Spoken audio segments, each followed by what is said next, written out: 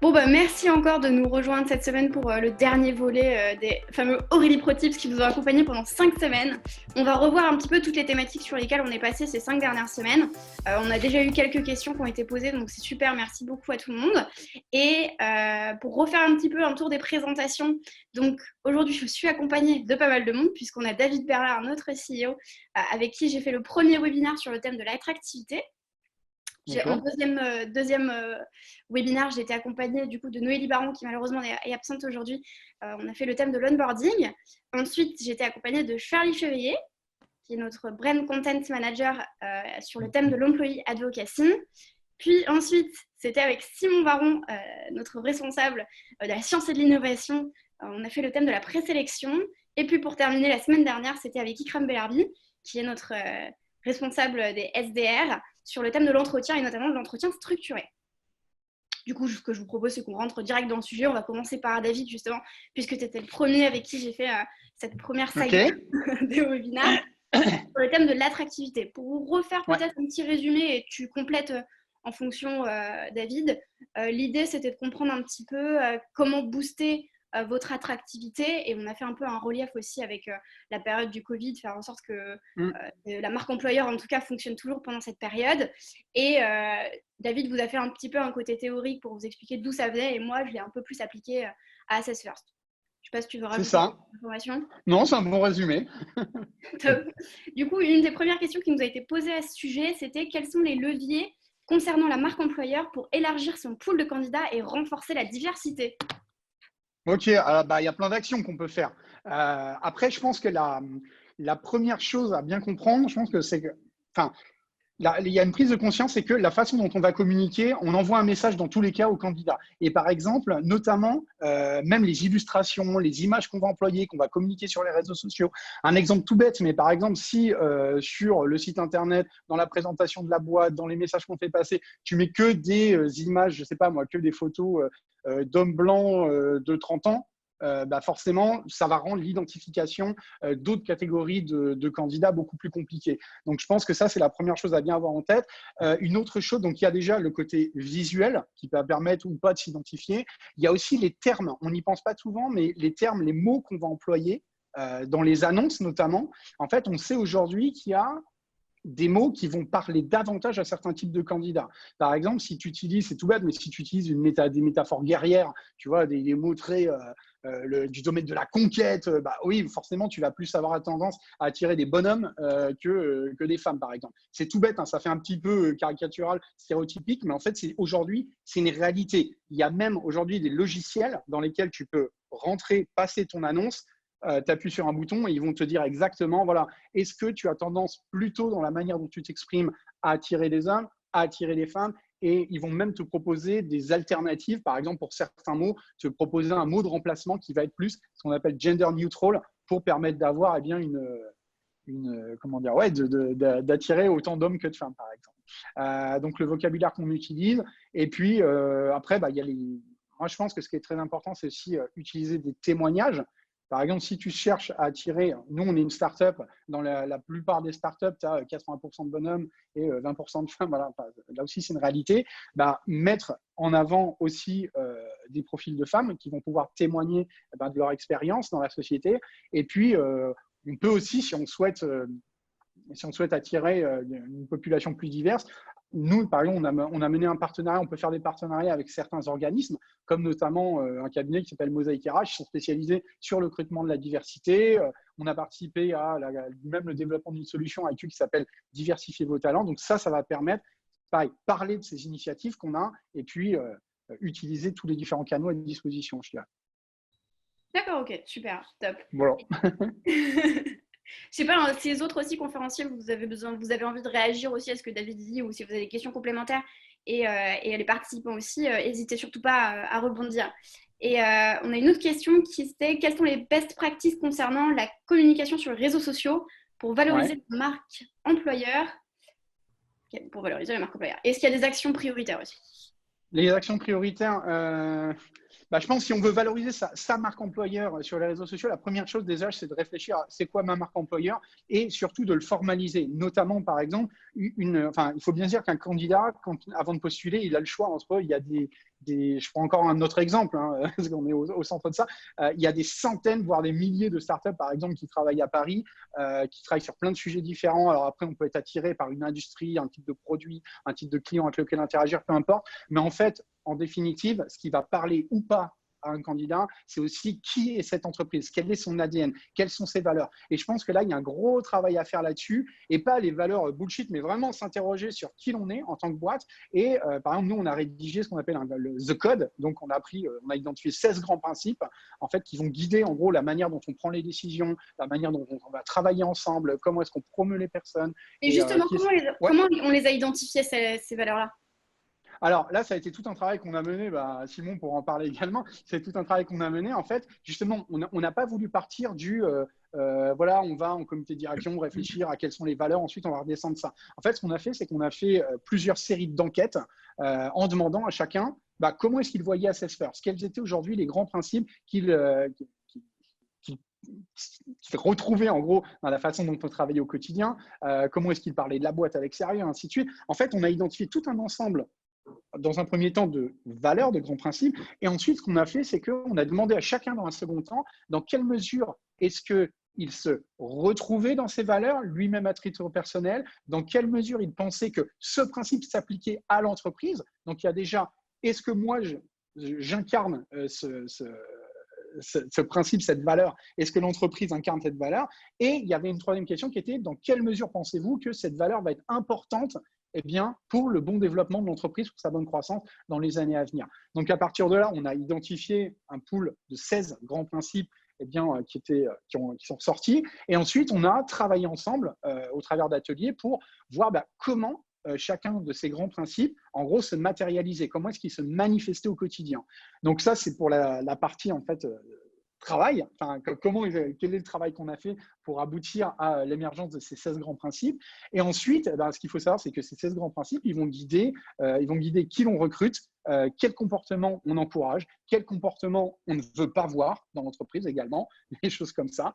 Donc, ce qui est intéressant, c'est que ça offre un référentiel commun. Donc, la meilleure chose qu'on puisse faire, c'est communiquer là-dessus, c'est-à-dire même dans les offres d'emploi, on peut avoir un petit lien qui renvoie vers ça. Et c'est ça, en fait. C'est permettre, en gros, à un candidat qui ne fait pas encore partie de l'entreprise, déjà, de faire comme s'il avait, virtuellement, on lui permet de se plonger dans la boîte et de se dire, OK, est-ce que je m'y retrouve? Est-ce que ça me ressemble? Est-ce que ça ne me ressemble pas? Ça ne me ressemble pas, ciao, terminé, bonsoir. Ça me ressemble. Généralement, les personnes qui sont attirées par ça, qui sont toujours intéressées après avoir lu le code, on sait que du point de vue de l'ADN, il y a un truc qui va se passer, ça va matcher. En fait. D'accord. Donc, en fait, ce que j'en ressors, en gros, c'est que l'idée, c'est que ça ne vienne pas strictement de la cellule RH qui est en charge de la marque employeur ou uniquement du comité de direction, c'est que ça vienne aussi de l'interne, tout simplement, qu'on ressorte un peu les idées. Et surtout, moi, à titre personnel, ce que je retiens aussi de la marque employeur, c'est que l'objectif, c'est que ça ne plaise pas à tout le monde. Les valeurs d'Assess First, bien sûr, hyper important. Se faire aimer par A, c'est aussi se faire détester par B. Donc, à un moment, assumez aussi votre identité. L'objectif, c'est pas que vous ayez des milliers de candidatures qui servent à rien. L'idée, c'est que vous attiriez les bonnes personnes. Clairement, et tu vois, par exemple, un autre petit point, mais la façon dont on va communiquer après sur les réseaux sociaux, c'est-à-dire que nous, on a quand même un style qui est assez direct, assez cash, et c'est clair que quand tu permets en fait tu offres un terrain à tes collaborateurs, collaboratrices, justement, pour qu'ils puissent être pleinement eux-mêmes, parce que tu sais que ça correspond par rapport à ce cadre de valeurs, ce cadre de principe. En fait, chacun va être, en gros, une exemplification sur les réseaux sociaux de ces valeurs-là. Je veux dire, quand tu as un Charlie Chevalier qui va s'exprimer sur des sujets parfois de manière ultra cash sur LinkedIn, ou un Simon Baron qui va prendre la parole, ou chacune d'entre vous et les membres de la boîte, je veux dire, tu peux pas faire semblant, quoi, tu vois. Je veux dire, à un moment donné, ça transpire l'authenticité. Et plus on arrive à faire ça, et plus une personne qui va être au contact de ces témoignages-là, va pouvoir se dire si, est-ce que oui ou non, je suis attiré par une boîte. Est-ce que j'ai envie de rejoindre cette équipe ou pas, en fait. Et du coup, on a Nesrine qui me pose une question. Peut-on faire une marque candidat pour attirer les boîtes qui nous ressemblent? Je pense notamment sur LinkedIn. Alors, la question qu'il faut bien se penser, il y a cette notion de marque. En fait, il faut bien se dire que pour moi, on ne doit pas avoir, tu vois, une marque genre, je sais pas, employeur, une marque candidat, une marque marketing. En fait, le truc à un moment donné, c'est que là où on a le plus grand succès, je pense, dans le domaine professionnel, hein, que ce soit à titre individuel ou au titre d'une entreprise, c'est quand il y a quand même une authenticité forte, tu vois. Je veux dire, ça ne sert à rien de se dire, je vais construire une marque pour essayer d'attirer un certain type de candidat parce qu'on en a besoin, pour essayer de les séduire. J'ai envie de dire, si ce qu'on essaye de construire, ça correspond à qui l'on est, très bien. Si jamais on essaye de se faire passer pour qui l'on n'est pas, il va se passer quoi? Je vais attirer ces candidats qui, de mon point de vue, sont désirables. Par contre, si moi, je ne suis pas désirable pour eux, il va se passer quoi? Il va se passer qu'il va y avoir une déception.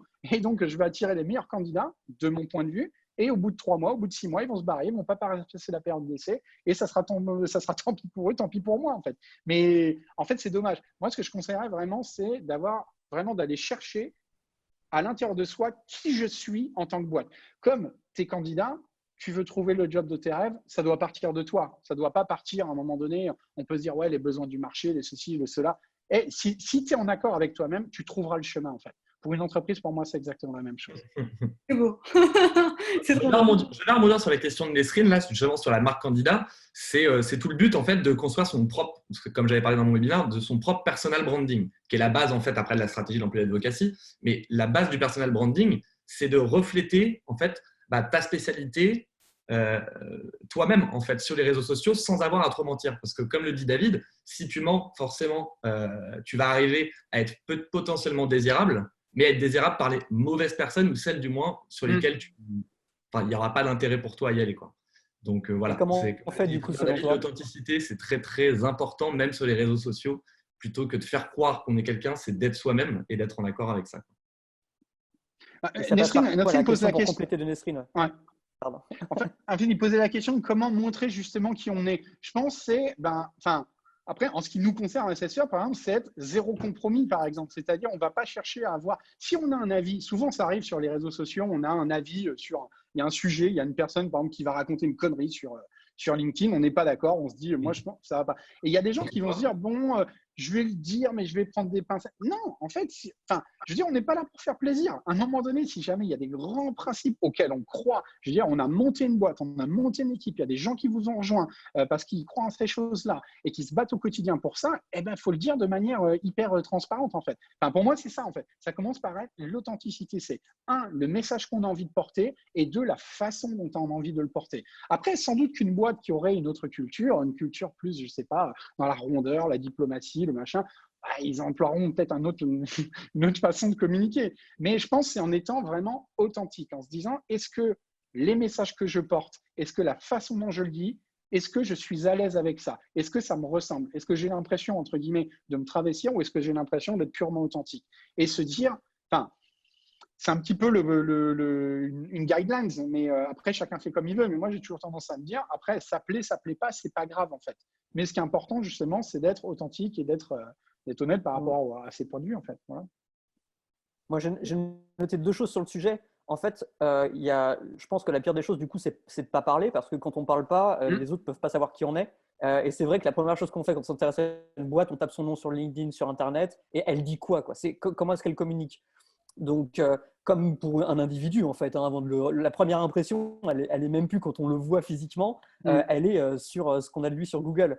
Donc, c'est pas grave faut pas avoir peur de laisser une première impression. Ce qui fait peur, c'est de ne pas en avoir.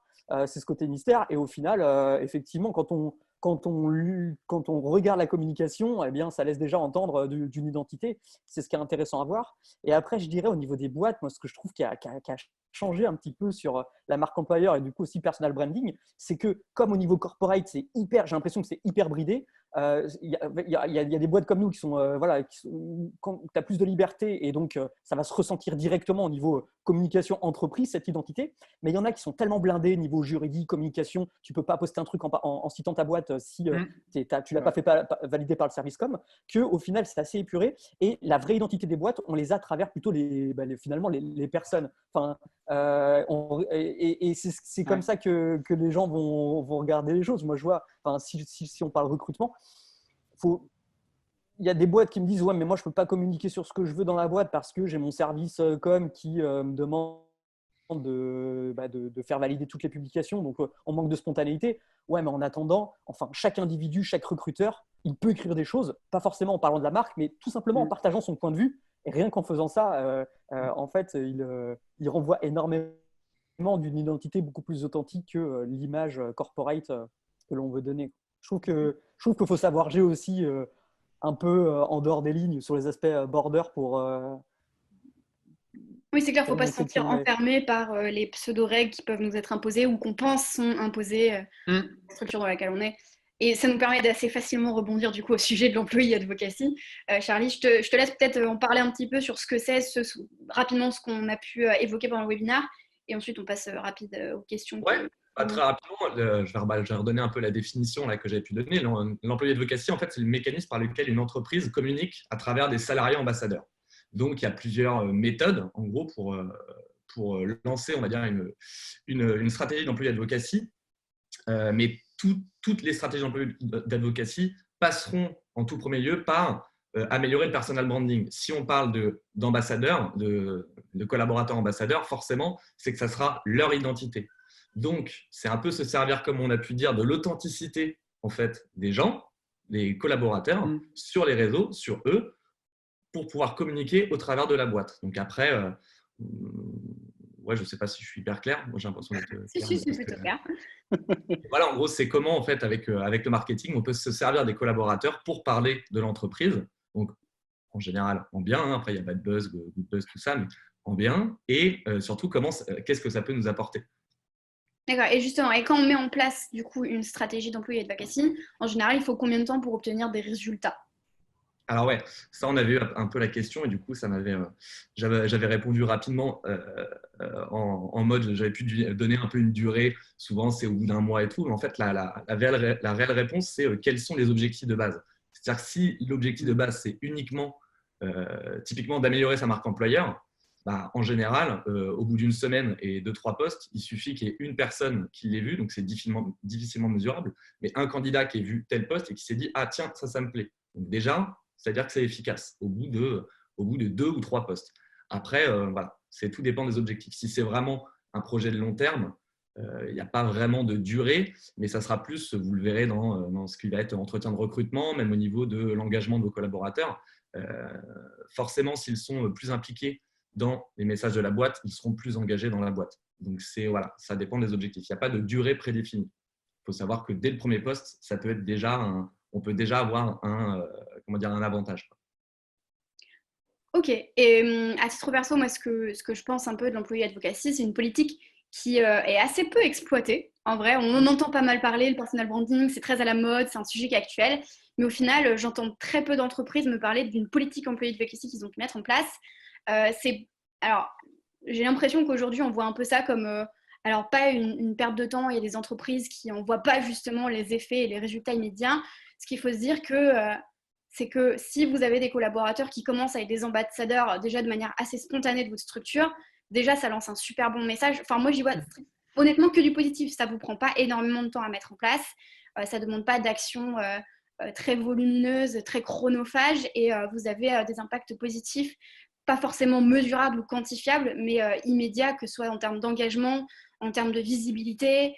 Donc ça vaut le coup de mettre la tête dedans quand même, quoi.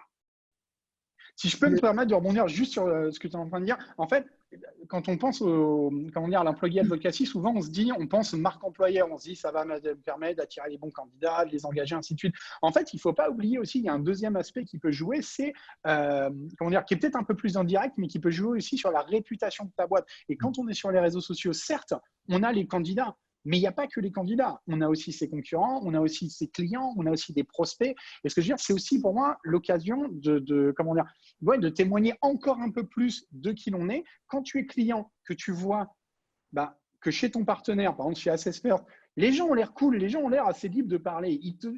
Le discours qu'ils vont tenir, la façon dont ils vont le dire, ça va résonner en toi.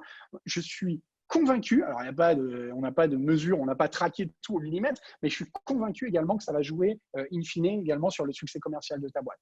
Enfin, je veux dire, à un moment donné, on n'est pas coupé en deux, quoi. C'est pas possible, quoi.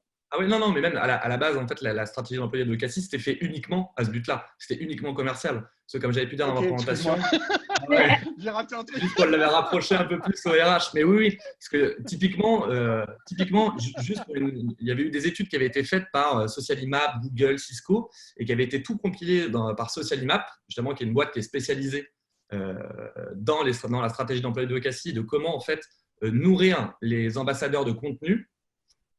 Et en compilant toutes ces études, tout ce qu'ils avaient pu voir, c'est qu'en moyenne, pour une boîte de 50 personnes, une stratégie d'employé d'advocacy est efficace. En gros, elle génère 25% de leads inbound en plus.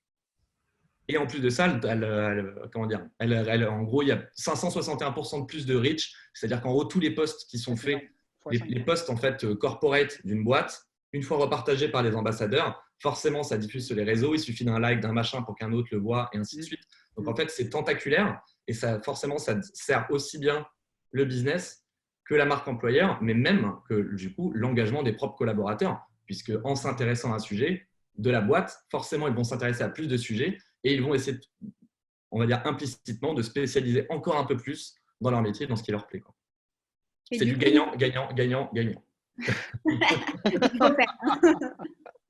Et donc, l'employé advocacy, clairement, l'objectif, c'est de passer par les collaborateurs et leur contenu pour toucher davantage de personnes.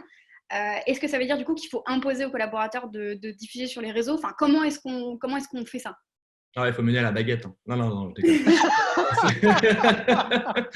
Non, non, le premier but déjà, c'est d'identifier, comme tu avais pu dire Aurélie lors de notre webinaire, c'est de les identifier. C'est-à-dire de savoir en fait qui c'est qui pourrait être un bon ambassadeur. Parce que forcément, tout le monde n'est pas forcément OK pour parler de sa boîte sur ses propres réseaux. Il y en a quand même qui essayent de vachement plus,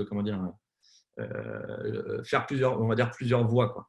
Le truc, c'est que ce genre de personnes, il faut plus les former plus que leur obliger. C'est-à-dire que quelqu'un qui ne voudra pas, OK, maintenant, en fait, je peux aussi t'aider à améliorer ton expression écrite, à ce que tu te renseignes sur les sujets qui peuvent t'intéresser. Et forcément, de passer par cette formation, ça va l'amener quand même à se dire je suis en train de me spécialiser dans un domaine ou n'importe quoi, je vais rechercher des infos, mais je peux en parler avec personne. C'est dommage. Donc, en général, première étape, il va se mettre à aller réagir sur des posts. Pas forcément comme David en envoyant des coups de poing ou comme moi, mais en allant réagir, tout simplement. Et en fait, à force de réagir, il va rentrer dans les discussions et ainsi de suite, commencer à en parler, tout ça, et c'est comme ça que ça peut naître. L'objectif, c'est absolument pas d'imposer aux personnes parce que c'est le meilleur moyen pour que vous perdiez de l'engagement. Faut faire les choses petit à petit en détectant des personnes qui sont déjà plutôt à l'aise avec les réseaux. Et après, ça fonctionne un peu sous forme de vague. En fait, quand vous voyez que votre collègue d'à côté, il est hyper à l'aise, vous allez déjà réagir à ses posts. Puis, de fil en aiguille, ça va entraîner quelque chose. Mais imposer, c'est juste la pire des solutions. Surtout que ça se ressent quand c'est du copier-coller et que ce n'est pas écrit par l'employé lui-même, la personne qui partage. Ça se ressent. Donc, quand il écrit lui-même, c'est beaucoup plus… on voit que c'est fait par quelqu'un, que c'est fait avec un peu plus d'authenticité et de cœur. Et du coup, c'est beaucoup mieux reçu par les lecteurs sur les feeds de LinkedIn ou ailleurs. Authenticité. Et toi, Aurélie, par exemple, tu t'es mis comment à écrire sur LinkedIn, en fait? Ce qui est intéressant, c'est que si on va sur mon profil LinkedIn et qu'on regarde un peu les posts, si on va avant décembre 2019, il n'y a rien. C'est-à-dire que j'étais totalement inactive sur LinkedIn. Je faisais partie des gens un peu passifs qui scrollaient. Voilà, je faisais partie de cette catégorie de personnes. Et on s'est dit avec Simon quelle serait une bonne solution justement pour avoir un impact sur la marque employeur, comment atteindre davantage de candidats. On a réfléchi, on s'est dit, tiens, ça serait intéressant, Aurélie, que tu postes des articles ou des choses sur LinkedIn. J'étais pas trop à l'aise avec le sujet au départ. Et on s'est fait un défi. Et moi, j'aime bien relever des challenges, je supporte pas perdre. Donc, j'ai accepté le défi qui était de faire un post par semaine. Et c'est comme ça que je me suis lancée là-dedans. Voilà. Okay. Et on peut se l'appliquer personnellement et me dire, OK, c'est pas grave, je vais commencer peut-être avec 3 likes et 100 vues, mais… ça va forcément avoir plus d'impact au fur et à mesure du temps, mais il faut juste se lancer et ne pas avoir peur. Mais tu vois, Pardon, vas-y, quand même. La question, c'était du coup, quel a été l'impact sur toi? Maintenant, avec un peu de recul sur 3-4 mois, au début, tu avais un peu de mal à te lancer. Du coup, aujourd'hui, voilà, qu'est-ce que tu conclurais de tout ça? C'est quoi l'impact sur toi? Aujourd'hui, je suis plus à l'aise déjà avec le fait de poster. Alors, toujours, hein, vous pouvez être quasiment sûr que la veille où je poste mon truc, je vais écrire à Simon, je fais putain, je suis pas bien, je suis pas sûre, est-ce que ça va marcher, tu penses? Donc, je suis toujours quand même je suis toujours dans cette petite phase de doute, à vouloir refaire vérifier mes posts pour m'assurer que j'écris pas de la merde non plus. Hein. Mais j'ai moins peur du résultat. On va dire ça comme ça. Je suis plus à l'aise psychologiquement avec l'idée de me lancer et me dire Inch'Allah, on verra. mais, euh, mais je suis contente de voir les résultats. Évidemment, en termes de satisfaction personnelle aussi, c'est plutôt cool. Mais tu vois, ce qui est ouf, par exemple, c'est que toi, tu n'étais pas forcément à l'aise. Est-ce que, tu vois, si tu étais toute seule, enfin, je veux dire, tu ne l'as pas fait avant, et là, vous avez échangé et tout, et à un moment donné, ça s'est fait. Donc, ça vient quand même poser la question, je trouve, alors, certes, moi, je suis d'accord aussi, il ne faut pas forcer quelqu'un qui n'a pas envie de poster. Mais à un moment donné, je pense que c'est important aussi je sais pas, enfin, après, là, ça a été fait sous l'angle du challenge, tu vois, un petit défi à relever, et c'est super cool. Mais en fait, je pense que ça peut être intéressant quelque part que les personnes qui ont en charge toutes ces questions, le com, de machin, en fait, puissent peut-être bousculer un peu les gens, leur proposer de le faire, parce qu'il y a des choses, enfin, on est tous comme ça, hein, moi, c'est sur d'autres domaines, à un moment donné, si on n'est pas plus au cul, on va pas le faire, en fait, quoi. Et voir, quand on voit en plus les résultats que tu obtiens maintenant, toi, enfin, je veux dire, c'est juste ahurissant, quoi. Enfin, Ah oui, je suis choquée à chaque fois que je poste un truc. Hein, donc, je suis moi-même surprise des résultats que je peux obtenir. En effet, je pense que bousculer un peu les gens, ça peut être pas mal. Moi, par exemple, ça m'a fait sortir de ma zone de confort. Au début, c'était pas facile, je l'avoue. Aujourd'hui, je suis beaucoup plus à l'aise. Et c'est clair que si on n'en avait pas discuté avec Simon et si lui n'avait pas été l'élément déclencheur, ça se trouve, aujourd'hui, j'aurais encore jamais posté. Donc, en effet, ça peut être pas mal pour certaines personnes qu'on ait un petit... quelqu'un pour nous pousser, en tout cas, pour nous faire passer le pas. Et pour répondre à la question de Jamila qui est est-ce qu'on est légitime? Alors, j'aime pas trop le terme légitimité parce que, alors certes, je suis peut-être pas une experte, j'ai peut-être pas 15 ans d'expérience, mais est-ce que j'ai besoin de 15 ans d'expérience pour donner mon avis sur des sujets ou parler d'expériences, de choses qui me sont arrivées? Non, pas forcément. Et en plus, dans mes posts, je me positionne jamais comme une experte de quelque chose à dire j'ai la science infuse et je vous apporte une solution. Non, je suis là, dans mes posts en tout cas, je partage des moments que j'ai pu vivre en tant que recruteuse ou en tant que RH. Donc, c'est pas une question de légitimité à mon avis. Non, puis même, il n'y a pas de question de légitimité. C'est tout le monde est légitime, en fait, de poster ce qu'il veut.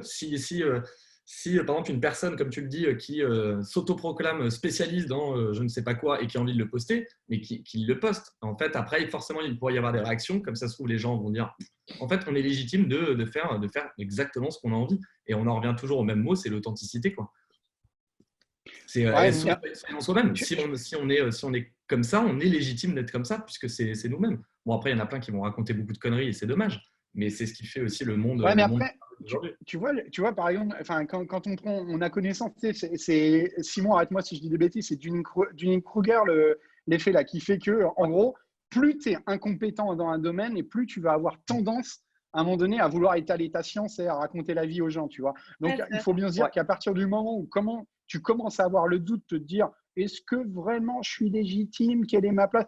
Bah, généralement, c'est qu'il est temps que tu l'ouvres, en fait. C'est qu'il est temps de commencer à raconter des choses. Et parce qu'en fait, les gens qui ne se posent pas la question, après, bien évidemment, quand tu deviens super expert, tu reprends confiance et puis voilà.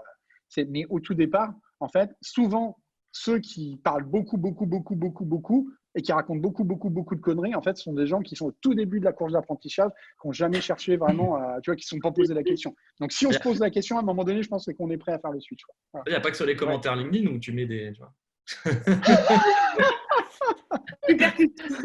En plus, faut se dire, poster, c'est pas réservé à une élite. En fait, tu peux poser des questions. Ça veut dire que tu n'es pas obligé de poster un savoir.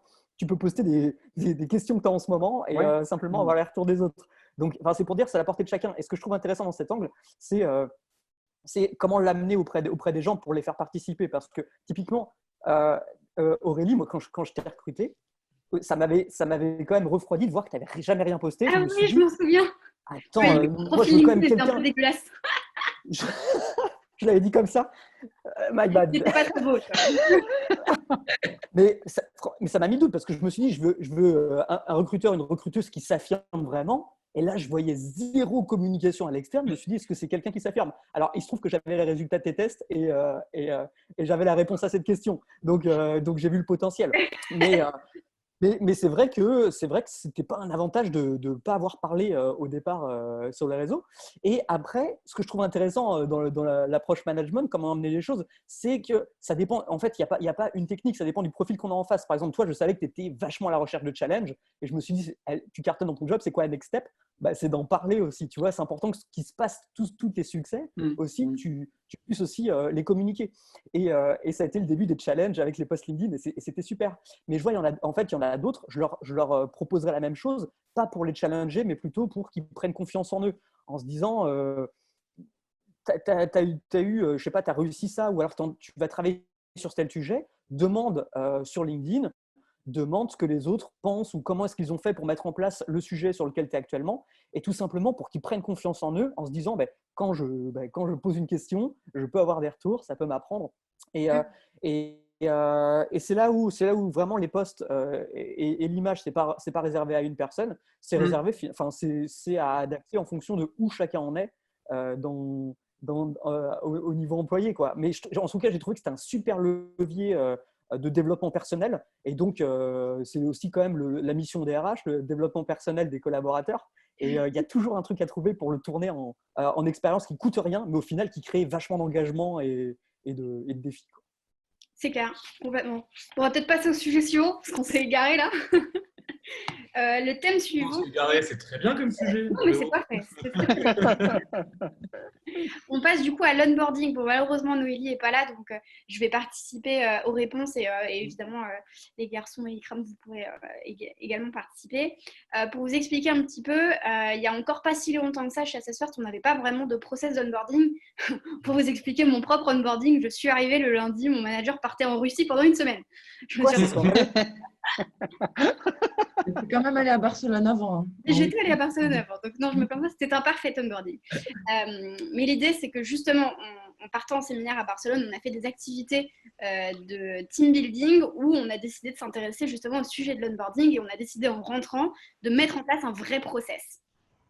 Et du coup, au niveau des questions qu'on a pu recevoir, comment estimez-vous qu'un onboarding est terminé et réussi? Alors, calculer ce genre de choses, moi je trouve ça toujours hyper compliqué.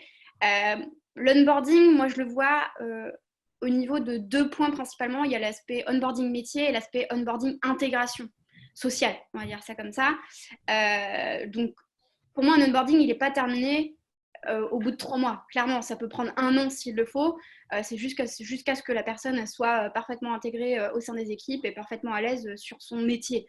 Donc je ne sais pas ce que vous en pensez de votre côté. Je parle à vous. C'est vrai que c'est difficile à calculer parce que effectivement l'intégration sociale c'est hyper personnel. Il y a des gens qui sont ultra intégrés dans la vie culturelle d'Assessfirst et d'autres qui sont un peu plus en retrait mais qui sont tout autant intégrés. Donc pour moi c'est assez difficile, c'est juste en fait de discuter avec la personne et de savoir, c'est ce que tu fais déjà et du coup le manager aussi, savoir comment elle se sent. Et savoir si elle est plutôt heureuse après quelques mois et si elle réussit, qu'elle est intégrée et qu'elle se sent bien dans l'entreprise. Mais après, effectivement, je ne suis pas la spécialiste pour avoir des mesures précises. Clairement. Après, je pense qu'au niveau du taf, tu vois, vraiment des missions que la personne doit faire, à partir du moment où la personne est en pleine autonomie par rapport à son job, en gros, elle sait ce qu'elle a à faire, elle est capable de le faire sans forcément avoir besoin d'un accompagnement, de lever la main toutes les 5 minutes. Bon, là, c'est cool déjà. Mais après, oui, en ce qui concerne l'intégration plus sociale, ouais, après on a les enquêtes, tu vois, on a des enquêtes pour voir justement valider est-ce que la personne se sent bien dans l'entreprise, On fait des points avec chaque nouveau collaborateur qui nous rejoint à la fin de la première semaine pour vous expliquer un petit peu plutôt sur le process de recrutement, sur les premiers jours d'intégration, savoir comment ça se passe, à la fin du premier mois pour savoir si au niveau du métier, ce qu'on avait pu lui dire en entretien correspond à ce qui se passe dans la réalité, s'il est plus à l'aise avec les missions qu'on a pu lui confier. Et à la fin des 3 premiers mois, justement, une fois qu'il a un peu plus de vue globale, qu'il est un peu plus à l'aise avec son job, voir si c'est quelque chose qui lui correspond, si c'est bien intégré, si la relation avec son manager se passe bien, etc., etc. Donc faire des points réguliers déjà pour savoir si ça se passe bien et vous aurez déjà une idée de si l'intégration et si l'onboarding, en tout cas, s'est bien passé. Et la deuxième question... Est-il nécessaire de communiquer en interne sur la mise en place d'un nouveau process d'onboarding? Alors nous, c'est ce qu'on a fait. Comme je vous ai expliqué, on est parti du coup en séminaire où on a fait cette activité de team building où chacun, en tout cas, déjà c'était quelque chose de collectif à la base. On a voulu impliquer tout le monde dans ce nouveau process. Donc tout le monde a pu donner des idées, des inputs, etc. qu'on a pu par la suite, sous forme de team projet, on a fait un peu le tour de ce qui avait été proposé, sélectionner quelques idées pour ensuite les mettre en pratique. Pour nous, c'était aussi important, comme tout le monde avait participé à ce projet, qu'on les inclue aussi et qu'on leur explique qu'est-ce qui a été fait. On a passé 3 mois à organiser ce process et à quoi a servi ce team building aussi, voyez le résultat. C'était important que les gens aient une visibilité sur ce sur quoi on a bossé. Et du coup, on leur a fait une présentation sur voilà comment va se passer le nouveau process onboarding et aussi pourquoi, parce que les collaborateurs participent tout simplement à l'onboarding des nouveaux collaborateurs, donc des nouveaux collègues, donc ils sont inclus dans cette phase d'onboarding, donc c'est important que ça concerne tout le monde. Voilà. Je ne sais pas s'il y a des questions d'ailleurs au sujet de l'onboarding de votre côté, nos chers spectateurs. Si ce n'est pas le cas, on les lira après. La thématique suivante, c'était la présélection. Du coup, avec Saïm, pour vous refaire une petite description de ce qui s'était passé pendant le webinaire, Simon était intervenu sur le côté modèle prédictif, de vous expliquer un petit peu comment fonctionne notre présélection, sur quoi on l'a scientifiquement créé. Donc, on a un modèle DNA, un modèle A-Player. Je vous inviterai peut-être à regarder notre webinaire pour plus d'informations et vous expliquer comment moi je procède à la présélection chez Assess First et on passe notamment par nos questionnaires, évidemment. Et du coup, au niveau des questions qui ont pu être posées, quelles sont les techniques de présélection présentes sur le marché aujourd'hui? Saïm? Oui, alors en fait, c'est pour vraiment se donner… J'ai l'impression que, en tout cas dans ce que je constate, on n'est pas forcément au clair avec ce qui s'offre aux entreprises pour présélectionner les candidats aujourd'hui. On a tendance bien sûr à voir l'aspect assez traditionnel du tri de CV comme un truc sur lequel on ne se pose pas trop de questions, c'est un automatisme. Alors qu'on a la chance de vivre un moment où la technologie a changé le game et il y a vraiment d'autres techniques de présélection qui sont à la disposition des entreprises. Donc, en fait, globalement, il y a trois façons de présélectionner. Soit on sélectionne de façon très traditionnelle avec le CV, alors avec la petite modernisation de l'automatisation. Avant, il fallait prendre des CV papier à la main et dire oui, non, et renvoyer une réponse. Aujourd'hui, généralement, il y a pas mal de logiciels qui proposent des matchings automatiques de mots-clés. Donc, le RH ne va même pas avoir besoin de regarder le CV. Il aura déjà automatiquement été présélectionné ou non de part du matching de mots-clés. L'intérêt, c'est que ça va encore plus vite qu'avant et ça a enlevé ce travail chronophage et pas intéressant des RH. Mais la limite, en fait, c'est que ça se base toujours sur du CV, qui est de l'information qui a très faible pouvoir prédictif, c'est-à-dire qu'un CV va très peu dire si une personne peut réussir ou pas chez vous, dans les jobs que vous lui proposez, et particulièrement sur le moyen terme. Donc en fait, c'est prendre une décision sur la mauvaise information. Mais comme c'est ce qu'on a toujours fait, j'ai l'impression que c'est vécu comme on ne pourra pas me reprocher de fonctionner comme ça puisque tout le monde le fait.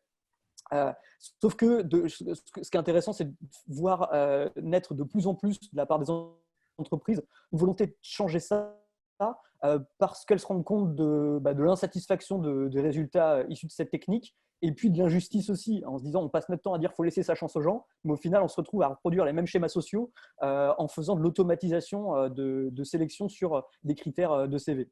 Donc les choses changent et elles changent avec deux orientations. Il y a deux techniques qui ont émergé en présélection. Il y a les entretiens vidéo qui sont nouveaux. Donc ce qui plaît, c'est le côté nouvelle tendance. Je peux mettre en place une méthodologie qui n'était pas vue avant et qui est maintenant à la portée des boîtes parce qu'elles peuvent enregistrer des entretiens vidéo des candidats et puis les passer pour dire oui/non. En intérêt que ça peut avoir, dans ce que j'ai vu dans l'utilisation de nos clients, c'est pour toutes les boîtes qui ont beaucoup de gens en magasin, ça leur permet de gagner du temps parce que la présentation, c'est quelque chose auquel elles prêtent beaucoup d'attention et ça leur a permis de gagner du temps sur la capacité à identifier la compétence de bien se présenter à travers les vidéos. Par contre, ça a aussi pas mal de limites pour d'autres jobs. D'une part, il y a beaucoup de candidats qui sont gênés par ça, donc ça évince des candidats qui ne sont pas à l'aise avec la vidéo du process. Et puis, ça peut renforcer vraiment les biais de stéréotypes parce que quand on voit une personne en 2 minutes de vidéo, eh bien là, on va très rapidement sur les clichés, les caricatures dans l'évaluation et ça fait que renforcer les biais de premières impressions qu'on peut avoir dans des entretiens classiques. Mais sauf que là, on n'a pas la chance de creuser l'entretien, on a juste les 2 minutes de vidéo et basta. Donc, ça peut renforcer cette tendance de sélection aux stéréotypes. Et la troisième solution, c'est finalement les tests de personnalité et de raisonnement qui avant étaient réservés plutôt à des fins de processus de recrutement parce que c'était long à faire passer et puis à analyser. Mais aujourd'hui, encore une fois, la technologie change les choses parce que ce que je présente avec les modèles prédictifs, on peut vraiment automatiser le besoin, qu'est-ce qui fonctionne chez nous, quels sont les facteurs de succès dans notre entreprise et le matching du coup des candidats en conséquence. Donc, il y a vraiment une autre façon d'envisager la présélection aujourd'hui à travers la modernité de la technologie. C'est de se dire, plutôt que de se centrer sur ce qu'a fait la personne par le passé à travers son CV ou l'impression qu'elle renvoie à travers une vidéo, eh bien, on peut véritablement s'intéresser à son potentiel à travers les tests et se dire, est-ce qu'on a intérêt à la rencontrer ou pas en entretien par la suite. Donc, c'est ce que je trouve qui est intéressant aujourd'hui et qui doit mériter aux entreprises de se poser la question, qui est-ce que j'ai envie de rencontrer en entretien? Est-ce que j'ai envie de rencontrer un CV? Est-ce que j'ai envie de rencontrer une personnalité? Aujourd'hui, en tout cas, c'est possible quoi, à travers la technologie. Exactement, je suis complètement d'accord. Voilà, et justement, voilà le gros point pour moi qui mérite d'être dans la présélection. Carrément. Et du coup, en effet, tout le monde fait la présélection un petit peu de la même manière parce que c'est quelque chose dont on a l'habitude. Ça fait 50 ans que ça existe. Ouais. Parce qu'on a peur de changer un peu les habitudes. Et du coup, c'est quoi l'intérêt de revoir l'étape de la présélection alors que les étapes suivantes du processus de recrutement, elles sont considérées comme étant plus qualitatives, donc il y aurait plus d'intérêt à les modifier. En fait, le temps du recruteur, il est limité. Donc, il y a des choses qu'il doit automatiser et il y a des choses sur lesquelles il va consacrer beaucoup de temps. Typiquement, la présélection, on est sur du volume, donc ça doit être automatisé. Sauf que si on automatise mal cette partie-là ou qu'on ne se pose pas vraiment les bonnes questions de qui je vais filtrer, on se retrouve en entretien à consacrer notre temps avec des personnes qu'on n'aurait pas dû rencontrer. On se retrouve en fin de processus de recrutement avec les mauvais candidats. Alors qu'il y a des potentiels incroyables qu'on a évincés au départ parce qu'ils n'avaient pas l'expérience en particulier ou le diplôme précis qu'on filtrait. Et au final, qu'on a mis de côté alors que ça aurait été des gens formidables chez nous. Et c'est là où ça vaut le coup quand même d'y consacrer un peu de temps et un peu d'attention. C'est parce que c'est le temps de monter la machine, en fait, de mettre les bons critères en filtre, mais derrière, ça peut tourner et ça peut permettre derrière de consacrer vraiment le temps et l'énergie des recruteurs sur des profils les plus pertinents en fait. Donc c'est là où je trouve que c'est un peu sous-coté la présélection en recrutement alors que ça conditionne finalement la suite des étapes quand même. Ouais, je suis complètement d'accord. Et j'aime bien ouais, du coup, il y a une question là qui nous est posée, c'est si les tests font peur aux recruteurs. Mais pourquoi est-ce qu'ils feraient peur? Par définition, ce qui fait peur, c'est ce qu'on ne comprend pas. C'est l'inconnu. Donc, si on a peur, c'est qu'on doit avoir beaucoup de représentation de quelque chose. Et une fois qu'on a dépensé ces représentations, soit on se rend compte qu'une solution est pertinente par rapport à notre contexte et on a envie de l'utiliser, soit on identifie qu'en fait, elle n'est pas pertinente et on n'a pas envie de l'utiliser. Mais il n'y a pas de peur à avoir. La peur, c'est irrationnel. Donc, je dirais, s'il y a de la peur, c'est parce que voilà, on n'a pas creusé assez le sujet. Et généralement, ce que je constate moi, dans les entreprises, c'est qu'il y a des gens hyper moteurs qui ont envie de s'intéresser à ces techniques-là et donc qui arrivent avec ces innovations. Et effectivement, ça rencontre des peurs d'autres personnes sur les tests qui sont liées au fait finalement de qui va prendre la décision. Beaucoup ont l'impression que la technologie remplace la décision de l'humain et donc au final va remplacer leur prise décisionnelle et va les limiter dans leur champ d'action au quotidien. Alors qu'en fait, ce n'est pas le cas. Le recrutement, c'est un ensemble de décisions et finalement, le recruteur, quand il décide aussi de quelle technique de présélection il utilise, il décide de quel profil il va rencontrer en entretien. C'est juste que derrière, ce sera automatisé. Et cette décision, plutôt que la prendre 1000 fois, il la prendra une fois et elle sera appliquée automatiquement 1000 fois. J'espère que j'ai perdu personne. Euh, en tout cas, je trouve que tous ceux qui pensent qui appréhendent l'aspect peur, faut pas s'arrêter à ça. Ça mérite vraiment d'être creusé, quoi. Après, je peux peut-être me tromper, mais j'ai l'impression que la question de Jamila, c'était plus qu'est-ce qui se passe si les tests du candidat font peur aux recruteurs? Est-ce que c'est ça, Jamila? Est-ce qu'on est quand. Ouais, c'est ça, ok. En fait, oui, vous dites mon profil étant et player. En fait, il faut bien se dire, mais par contre, ton intervention était hyper intéressante et merci, Simon.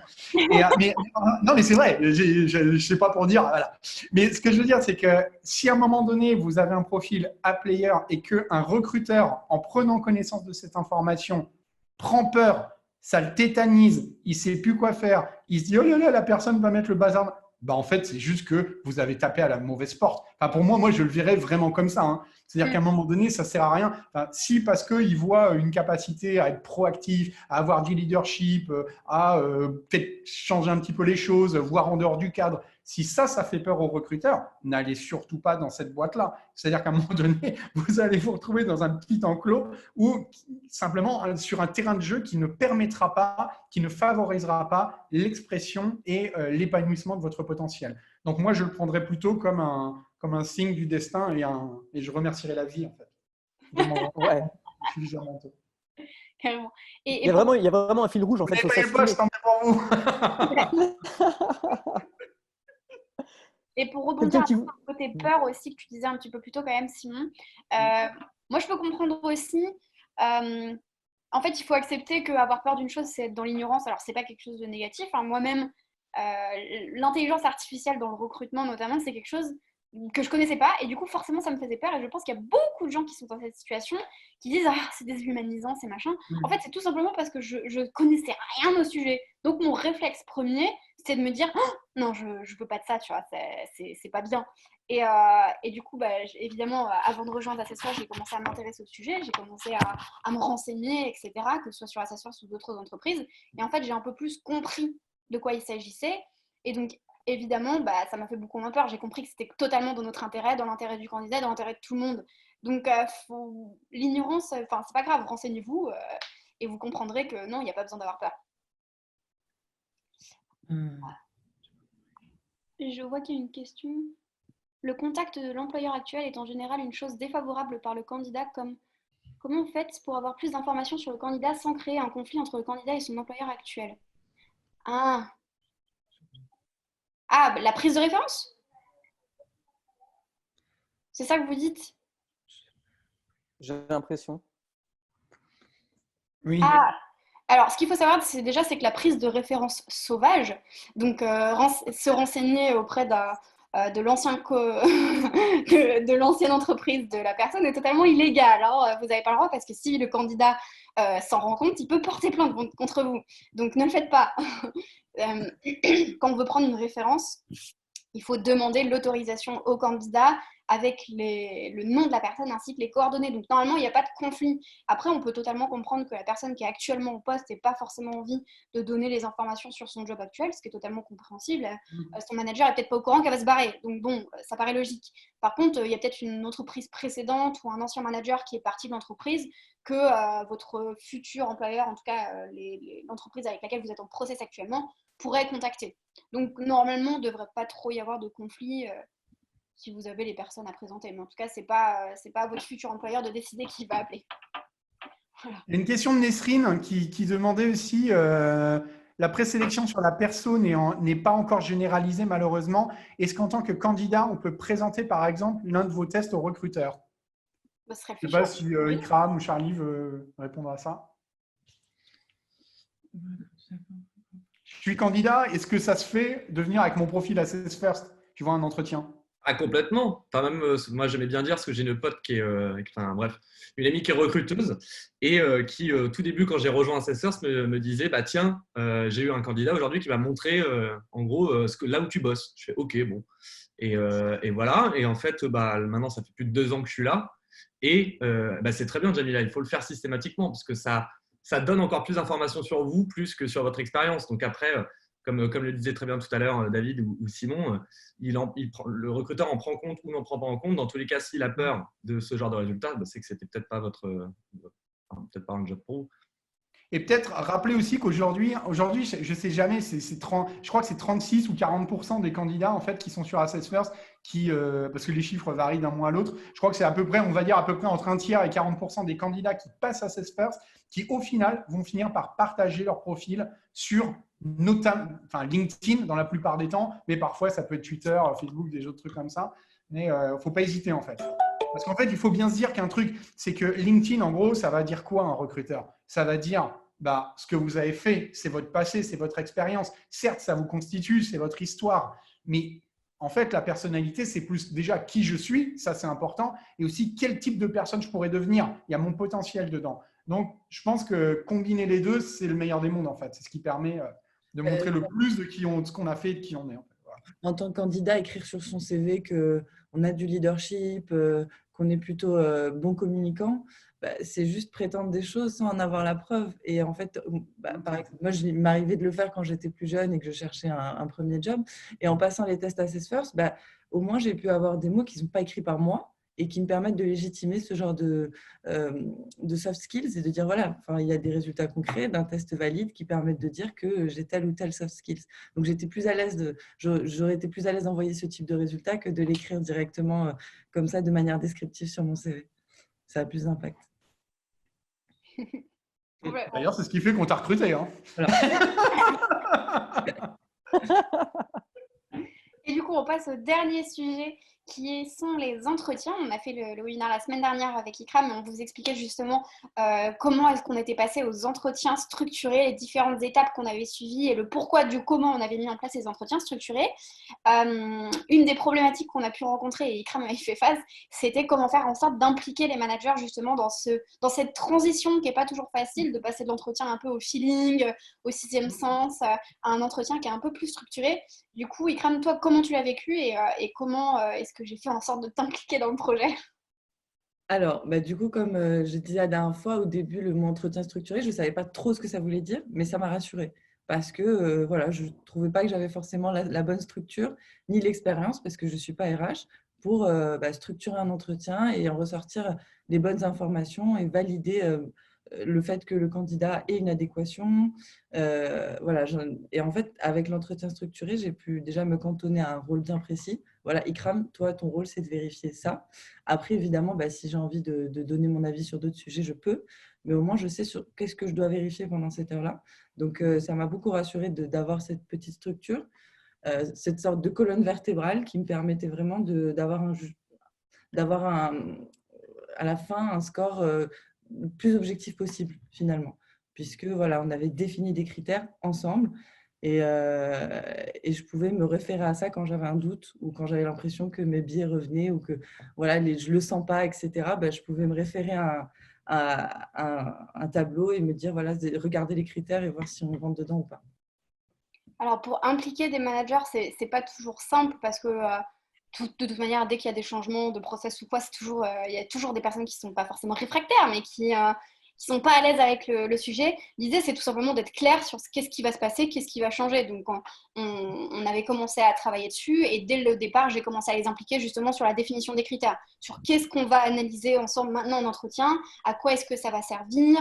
Je les ai accompagnés en entretien dans les débuts pour leur faire du feedback à la fin sur comment est-ce qu'ils pourraient mieux faire l'entretien, qu'est-ce qu'on pourrait en retirer, quelles questions ils auraient pu poser d'une manière différente. L'idée, c'était d'être proche, de pouvoir répondre à leurs questions et aussi, même une fois que maintenant le process est en place, d'être là aussi pour remettre les personnes dans le droit chemin et je reste derrière leurs fesses tout le temps. La deuxième question qui a été posée, c'est comment identifier les motivations d'un candidat pour le poste et l'entreprise au cours d'un entretien structuré? Alors, déjà, en fait, je fais confiance à Aurélie, puisque pendant la préqualification, elle identifie un certain nombre de choses, notamment la motivation pour le job. Et ensuite, pendant l'entretien, au début, on commence par il me semble, 10 questions de l'entretien structuré. Et avant le role-play, on laisse un moment au candidat pour poser toutes les questions qu'il veut poser.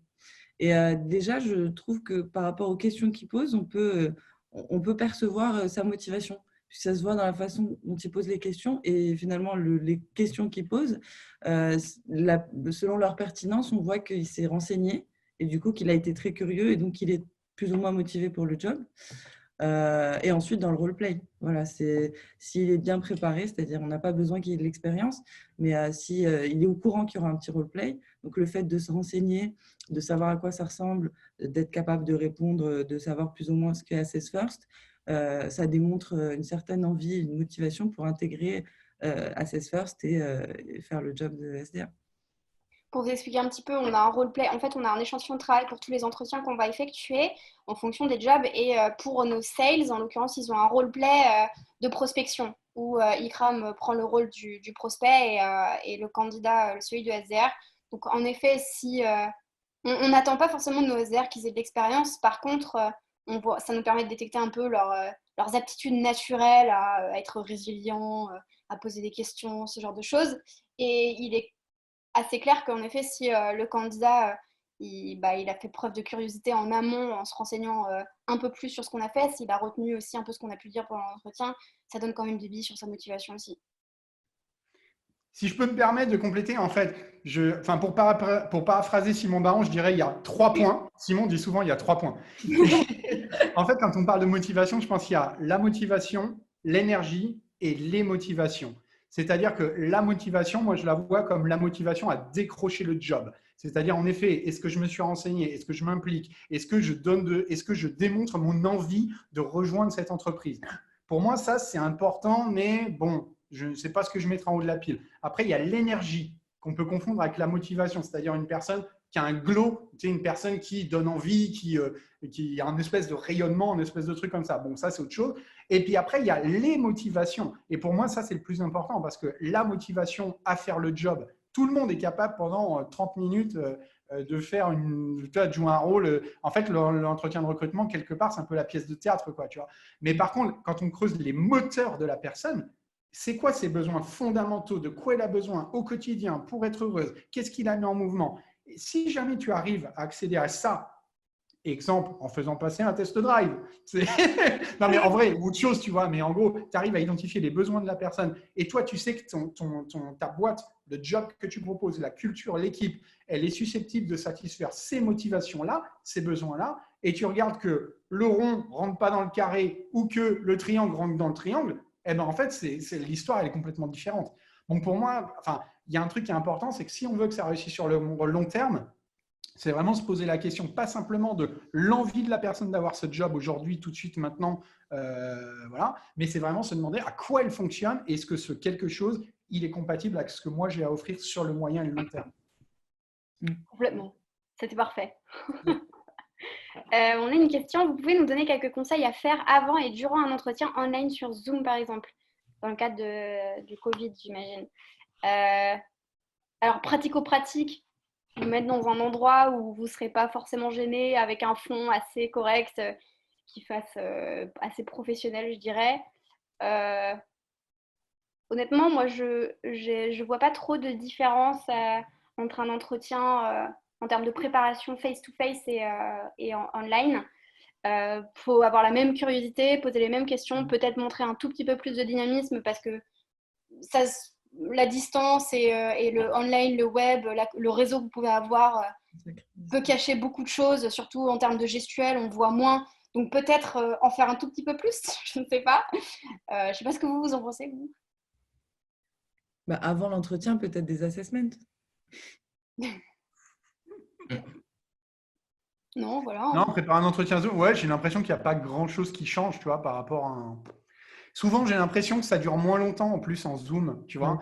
Je sais pas, hein, mais que ce soit les entretiens de recrutement, que ce soit même les réunions qu'on fait, j'ai l'impression que tout est compressé un peu. Donc, se dire, ouais, peut-être préparer un peu le truc, je sais pas. Enfin, j'ai pas l'impression Ouais, pour moi, faut être super au clair sur ce qu'on veut, les questions qu'on se pose et quelle information on veut donner. Parce que, ça, comme tu dis, ça va plus vite et il y a moins ce temps de calage, d'ajustement. Donc, Tout à fait. Bon, je crois qu'on a fait le tour des questions et en tout cas des thématiques. C'est bon pour vous? On a tout balayé. Et je crois que la seule chose que je peux rajouter, c'est merci beaucoup d'avoir participé à ce webinaire aujourd'hui Merci et tout le monde. aux 5 dernières semaines aussi. Ça y est, on clôture le truc. If. This is the end. C'est pas grave, on va s'en remettre. À la fin. On prépare la saison 2 là, bientôt.